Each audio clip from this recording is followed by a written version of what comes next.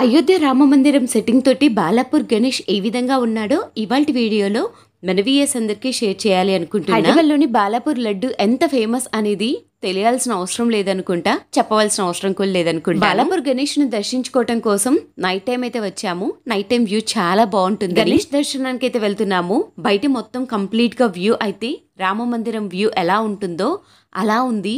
Same అయోధ్యలో మనము రామ మందిరాన్ని దర్శించుకుంటే ఎటువంటి ఫీలింగ్, ఎటువంటి డివోషనల్ గా అనిపిస్తుందో సేమ్ యాస్టీస్ గా అలా ఉంది. బయట వరకు వ్యూ చూసారు కదా, ఇప్పుడు లోపల ఎలా ఉంది ఏంటి అనేది చూద్దాం రండి. ఎంట్రన్స్ లో మనం వెళ్ళంగానే మనకు అటు ఇటు సైడ్స్ ఎలిఫెంట్స్ అయితే ఉన్నాయి. చక్కగా సరదాగా ఇక్కడ కొద్దిసేపు నిలబడిసి ఫొటోస్ అవన్నీ తీసుకున్నాము. అలా తీసుకున్న తర్వాత ఇక లోపలికి అయితే వెళ్ళాము. లాస్ట్ టైం కూడా వచ్చాను. లాస్ట్ టైం వచ్చినప్పుడు కనకదుర్గ అమ్మవారి సెటప్ అయితే వేశారు. చాలా బాగుంది. అది కూడా మన ఛానల్లో వీడియో అప్లోడ్ చేస్తాను చూడండి. ఏనుగులను, గరుడను ఇలా ఏర్పాటు చేసిన తర్వాత అటు సైడ్ మనకు రాముల వారు అయితే దర్శనం ఇస్తారు. తర్వాత చూపిస్తా. ఇప్పుడైతే లోపలికి వెళ్దాం. లోపలికి వెళ్ళాక ఫోకసింగ్ లైట్స్ తోటి, కర్టన్స్ తోటి చక్కగా డెకరేషన్ అయితే చాలా అద్భుతంగా అనిపించింది. చాలా కొత్తగా అనిపించింది. అయోధ్య రామ మందిరం సెటప్ బయట వరకే ఉందేమో, లోపల ఏమీ లేదేమో అని ఎక్స్పెక్ట్ చేశాను. లోపలికి వెళ్ళాక ఇక్కడ మీకు చిన్నగా కనపడుతున్నారా విగ్రహం, అదే అండి రాముల వారి విగ్రహం. అయోధ్య రామ మందిరంలో మనకు అయోధ్య రాముల వారు ఏ విధంగా అయితే ఉంటారో సేమ్ అదే విధంగా మనకు విగ్రహం అయితే కనపడుతుంది. పిల్లలకి ఏమీ కనపడట్లేదు, అందుకే మా వారు ఎత్తుకొని మరీ చూపిస్తున్నారు.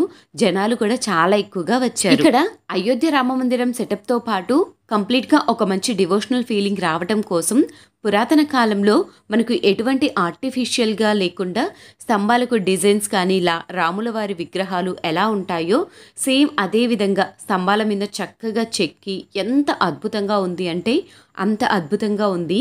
అయితే ఇప్పుడు మీకు రాముల వారి విగ్రహం ముందుకు వెళ్ళటానికి ముందు అటు ఇటు సైడ్స్ మనకు హనుమంతుల వారు దర్శనమిస్తారు.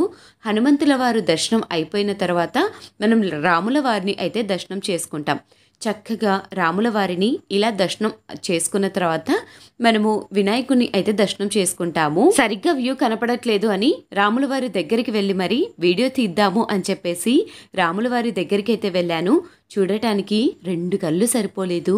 సేమ్ అయోధ్యలో రామ మందిరాన్ని ఫొటోస్లో చూస్తే ఏ విధంగా అనిపించిందో అదే విధంగా రాముల వారు కనిపించారు. నేను ఇక్కడ వీడియో తీస్తూ ఉండగా ఒక్కసారి పంతులు గారు అలా వచ్చి ఇలా చూసిపోయారు. చెప్పాను కదా హనుమంతుల వారు ఉన్నారు అటు ఇటు అని చెప్పేసి. హనుమంతుల వారు కూడా చాలా అద్భుతంగా ఫోకసింగ్ లైట్ లో చూడటానికి 2 కళ్ళు సరిపోలేదు. రాముల వారి దర్శనం అయిపోయిన అనంతరం చక్కగా మనము వినాయకుని స్వామి వారిని దర్శనం చేసుకోవటానికి కొంచెం క్యూ లైన్ అయితే ఉంటుంది. స్తంభాల మీద చక్కగా ఇలా సీతారాముల విగ్రహాలనైతే చెక్కారు. చాలా అద్భుతంగా ఉంది. క్యూ లైన్ లో వెళ్లే ప్రదేశంలో చక్కగా ఇలా సీతారాముల యొక్క కళ్యాణం గురించి, సీతారాముల గురించి ఇలా ఫొటోస్ అన్నిటినీ ఏర్పాటు చేసి ప్రజల అందరికీ కూడా రామాయణం గురించి తెలిసేలా ఫొటోస్ రూపంలో ఏర్పాటు చేశారు. చాలా అద్భుతంగా అనిపించింది. ఫైనల్ గా పిల్లలకు, పెద్దవాళ్ళకు అందరికీ ఇష్టమైనది గణేష్. అయితే ఈసారి బాలాపూర్ గణేష్ అనేది చాలా ప్రత్యేకం. ప్రతిసారి కూడా బాలాపూర్ గణేష్తో పాటు బాలాపూర్ లడ్డు కూడా ఒక విశేషమైన స్థానం అనేది ఉంటుంది. ఈసారి గణేష్ యొక్క విగ్రహానికి కళ్ళు ఓపెన్ చేస్తున్నట్లుగా, తెరుస్తున్నట్లుగా క్షీర సముద్రం అమృతాన్ని బయటికి తీసేటప్పుడు అటు ఇటుగా పాములాగా పట్టుకుని లాగుతారు కదా, సో ఆ విజువల్ అయితే పైన మీరు చక్కగా చూస్తే కనపడుతుంది. ఈ దర్శనం మొత్తం పూర్తి కావడానికి ఎగ్జాక్ట్ గా 15 minutes లో అయితే దర్శనం పూర్తయిపోతుంది. మనం ఫొటోస్, వీడియోస్ ఇవన్నీ అనుకుంటే ఒక 20 minutes అయితే టైం పడుతుంది. చూసారు కదా అయోధ్య రామ మందిరం సెటప్ తోటి బాలాపూర్ గణేష్ ఎలా ఉన్నాడు అనేది.